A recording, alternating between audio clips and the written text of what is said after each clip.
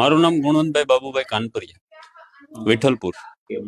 હા સાહેબ, મેં આજે સવારે એક મહેશભાઈ કસવાલાનો નંબર લીધો, કારણ કે ગઈકાલે સાંજે ટીવી ડિબેટમાં એવું કહેતા હતા કે હું પીડિત પરિવાર સાથે છું, પીડિત પરિવારની મેં મુલાકાત કરી છે અને એના સંપર્કમાં છું. એટલે મેં કીધું અહીંયા કોઈ એવું મહેશભાઈ કસવાલા નામની કોઈ વ્યક્તિનો ફોન નથી આવ્યો કે અમારી કોઈ મુલાકાત નથી કરી, અને આ ટીવી ડિબેટમાં લોકોને એવા ભ્રમમાં રાખે છે કે હું પીડિત પરિવારની મુલાકાત કરી આવ્યો છું. આ સદંતર ખોટું છે. એટલે મેં એનો કોન્ટેક કર્યો. તો કોન્ટેક કરવામાં મેં એને વાત કરી, થોડીક વાત કરી, અને પછી એણે મને એવું પૂછ્યું. મેં કીધું કે વિઠ્ઠલપુરથી બોલું. એટલે મને એણે એવું કીધું કે ક્યું મોલડી વાળું વિઠ્ઠલપુર? મેં કીધું સાહેબ, તમને વિઠ્ઠલપુર ક્યાં છે એ ખબર નથી, અને તમે એમ કહો છો કે મેં પીડિત પરિવાર સાથે મુલાકાત કરી છે. કઈ રીતની રાજનીતિ કરો છો તમે?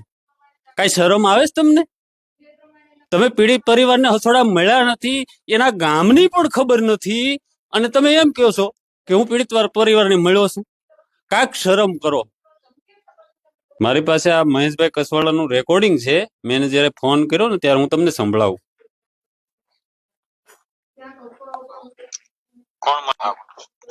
નમસ્કાર સાહેબ. સાહેબ, હું વિઠ્ઠલપુર થી બોલું છું. કાલે તમે ટીવી ઉપર મોલડી વિઠ્ઠલપુર નહીં, વિઠ્ઠલપુર ખંભાળિયા, જે અત્યારે જે મુદ્દો છે ને ઈ ગામથી દીકરી આપડી વાત.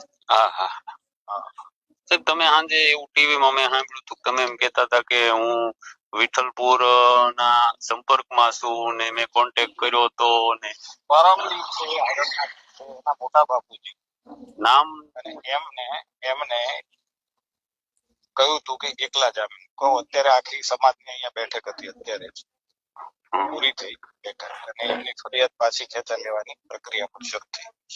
હા, એ તો બરોબર વ્યાજબી વાત છે, હું એની ના નથી કહેતો.